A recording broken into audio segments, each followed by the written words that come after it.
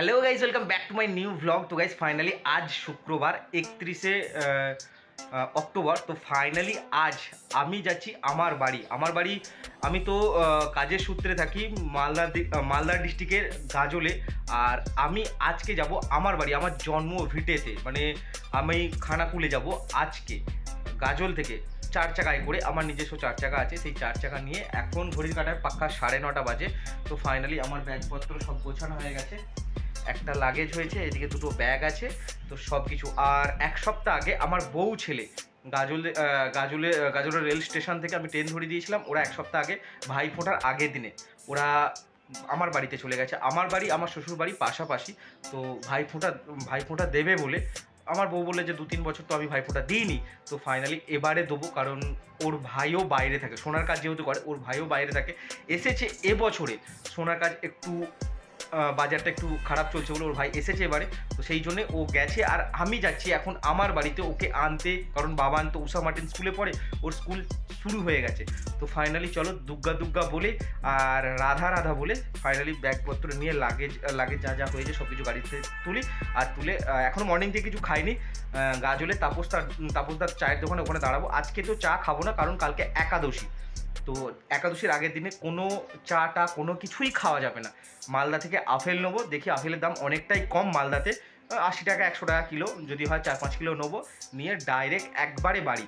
আর যেতে যেতে যা কিছুটা করবো, ফারাক্কা ব্রিজের উপর দিয়ে, এখান থেকে মোরগ্রাম দিয়ে আমি গাড়ি ঘুরিয়ে নেবো, তারাপীঠের উপর দিয়ে একবারে সিউড়ি দিয়ে হয়ে তোমার এতে যেয়ে উঠবো, ওই আসানসোলের আগে আসাম তো দুর্গাপুরের আগে ওই জায়গাটার নাম আমি ভুলে যাচ্ছি। তো ওখানে গিয়ে উঠবো পানাগড়েতে যে উঠবো।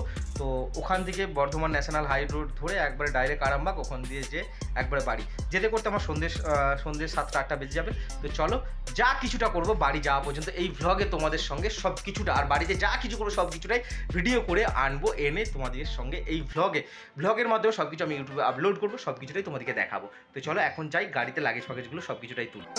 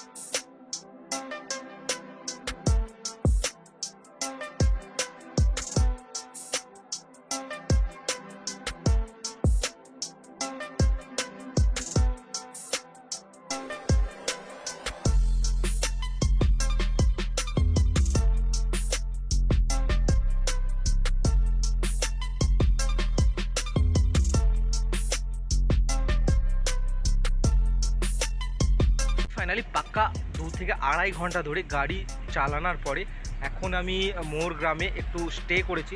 অ্যান্ড এখন বাজে 12টা 15, এই 1টা 15 বাজে। এখান থেকে আমার কলকাতা বর্ধমান ঢুকতে মোটামুটি 3 থেকে 3.5 ঘন্টা সময় লেগে যাবে। 4:30-5টার সময় করে আমি বর্ধমান ধরে নেবো, বর্ধমান ঢুকে যাব। ওইদিকে আমার গাড়ি রেখে দিয়ে আমি একটু টিফিন করলাম, একটু জল খেলাম, কোল্ড ড্রিঙ্কস খেলাম। চা তো খেতে পারবো না, কারণ কালকে একাদশী। তো আমি আমার বউ ছেলে বিগত 2 থেকে 3 বছর ধরে নিরামিষ খাচ্ছি, নিরামিষ ভোজি আমরা। দেন আমরা প্রতিটা একাদশীই করি। তো কালকে যেহেতু একাদশী, আমি সকাল থেকে এখন পর্যন্ত চা খাইনি, কারণ আমি খুবই চা খাই। এখন জবে থেকে আমি এই ভগবানের নাম জপ সবসময় করি।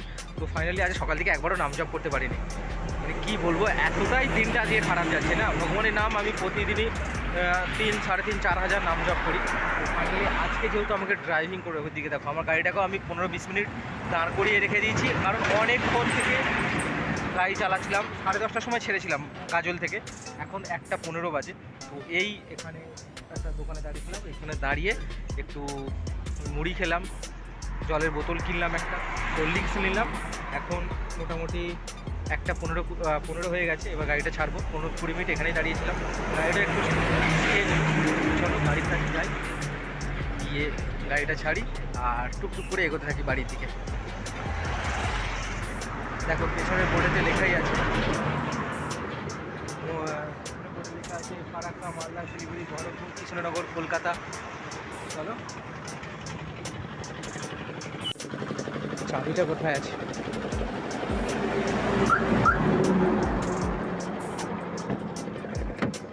এই যে জলের বোতল। চলো বসি। না ছাড়তেই না গাড়ি গড়িয়ে চলে যাচ্ছে উপর থেকে, এদিকটা ঢাল তো। আর এখান থেকে তারাপীঠ, মানে তারাপীঠের যে কালী তোমার দেখাচ্ছে 42 কিলোমিটার। আর আমার পানাগড়, মানে আমাকে যে পানাগড় হাই রোড ধরতে হবে। তো পানাগড় এখান থেকে মোটামুটি 150 কিলোমিটার, মানে ওই সাইনবোর্ডেতে দেখলাম 140 কিলোমিটার দেখাচ্ছে। তো চলো টুকটুক করে এগোতে থাকি। বউ ফোন করছিল, কী গো কোথায় আছো, কত দূরে আছো? কারণ অতটা তাড়াহুড়ো নেই, কারণ আজকে সকালবেলা আমি অফিসে গিয়েছিলাম, অফিসে গিয়ে প্রেজেন্ট দিয়ে, কারণ শুধুমুধু দেখো আমাকে সেই মর্নিংয়ে বেরোলে আমার সেই বাড়ি ঢুকতে করতে সেই রাতই হয়ে যাবে। তো আমি ভাবলাম যে শুধুমুধু কী দরকার ভাই, আজকে দিনটা প্রেজেন্ট দিয়ে দিই, প্রেজেন্ট দিয়ে তারপরে যাওয়া যাবে। আর কদিন ধরে তো খুব বৃষ্টি হচ্ছিলো, আজকে পর্যন্ত নিম্নচাপ ছিল। তো ফাইনালি আজকে দেখছি আমি বেশ আবহাওয়াটা বেশ ভালোই হয়ে গেছে। দেখো একা ড্রাইভিং করতে খুব কষ্ট হচ্ছে, ভালো লাগছে না।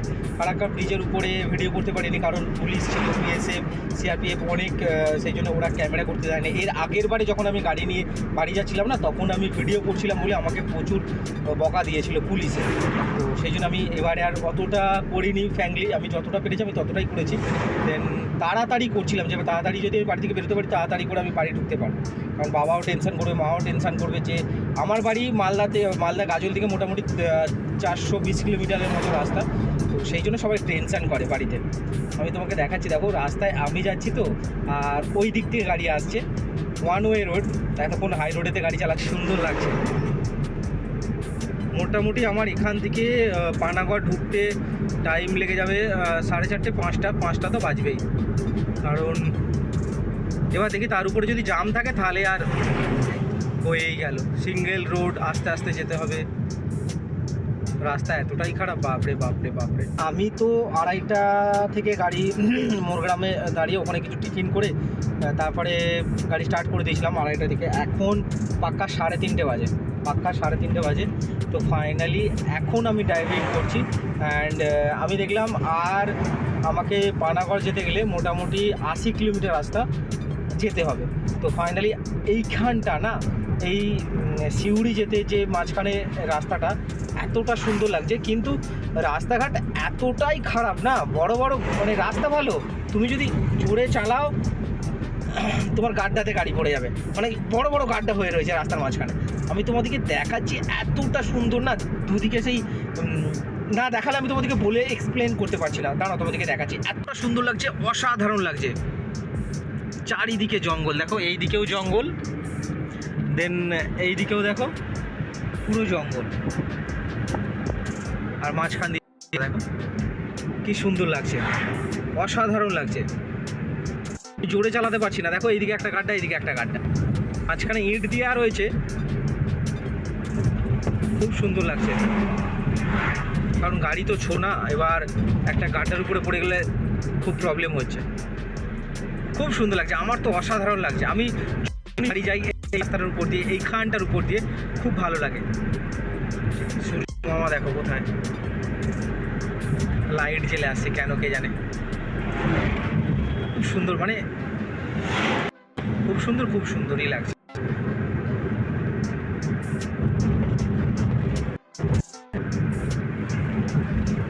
বাড়ি ফিরতে করতে আমার আজকে 10টা বেজে যাবে, রাত্রি 10টা। এখনও ধরো এই রাস্তাটা মোটামুটি আমাকে 80 কিলোমিটার চালাতে হবে, তার ওই দিকটা আমাকে প্রায় 150 কিলোমিটারের মতো আমাকে চালাতে হবে। মোটামুটি এখনও 200 কিলোমিটার বাকি আছে বাড়ি যেতে। প্রথমে যখন আসি তখন গাজল থেকে 2000 টাকা তেল ভরেছিলাম, তারপরে আর কত লাগবে সেটাও আমি এক্স্যাক্টলি জানি না। আগে যখন গাড়ি নিয়ে বাড়ি যেতাম তখন 3500 টাকা তেল লাগতো, এখন আপাতত 2000 টাকা তেলে যাচ্ছি। দেখি আবার যখনই মানে দীপ করবে তখনই আবার তেল ভরে নিতে হবে গাড়িতে। অসাধারণ লাগছে, দেখো খুব সুন্দর লাগছে, তাই না? এখানে নাকি হাতি বের হয়, এবার রাত্রে গাড়ি সব আসতে চালায় সবাই। আমি এতক্ষণ মর্নিং থেকে সিট বেল্ট পরেছিলাম, আর এখন গলাটার কাছে খুবই লাগছিল বলে সিট বেল্টটা খুলে নিয়েছি। কি সুন্দর লাগছে দেখো। A few moments later. এই সকাল 10:30টার সময় বেরিয়েছিলাম গাজল থেকে, মালদার গাজল থেকে। আর এই মাত্র জাস্ট আমি মায়াপুর থেকে খানাকুলের দিকে রাস্তাটায় ঢুকলাম। তো মায়াপুর থেকে খানাকুল 15 কিলোমিটার ডিস্টেন্স, আর ওখান থেকে আমার বাড়ি আরও 5 কিলোমিটার, টোটাল 20 কিলোমিটার আমাকে ড্রাইভিং করতে লাগবে। সত্যি এখন ঘড়ির কাঁটায় তোমার 8টা বাজতে 10 মিনিট বাকি আছে, আর আমি ড্রাইভিং করতে করতে ভিডিও শ্যুট করছি। আর সকাল থেকে সত্যি বলছি এখনও পর্যন্ত ভাত কিছুই খাওয়া হয়নি, না ভাত খাইনি। তারপরে তোমার মুড়ি খেলাম এক জায়গায়, মোর গ্রামে দাঁড়িয়ে ওখানে মুড়ি খেলাম। তারপরে পানাগড়ে উঠবো, তার 40 কিলোমিটার আগেতে দাঁড়িয়েছিলাম, ওখানে দাঁড়িয়ে ওই চপ খেলাম, নিরামিষ চপ খেলাম। আর চা তো খাইনি, জল একটু মুখে হাতে দিলাম। আর গাড়িটাকেও তো একটু রেস্ট দিতে হবে না। বাড়ি যাই, বউ বারবার ফোন করছে, বাবা তো গাড়ি চালাচ্ছি বলে বাবা একবারও ফোন করে না, কারণ কিছু যদি প্রবলেম হয়ে যায়। আর সিট বেল্টটা সকাল থেকে পড়ে আছি, ভালো লাগছে না, এই খুললাম, এবার আমার এরিয়ায় ঢুকলাম। তো চলো বাড়ি যাই। আর বাড়িতে অনুষ্ঠান হচ্ছে, মানে আমাদের যে গ্রাম, আমাদের গণেশপুর গ্রামে জগদ্ধাত্রী পুজোর অনুষ্ঠান হচ্ছে। তো ওখানেই যাব, ওখানে আমার ছেলে বউ দুজনেই আছে, ওখানেই যাব। আর রাস্তাটা তোমাদেরকে দেখাচ্ছি, আমাদের গ্রামের রাস্তা খুব সুন্দর।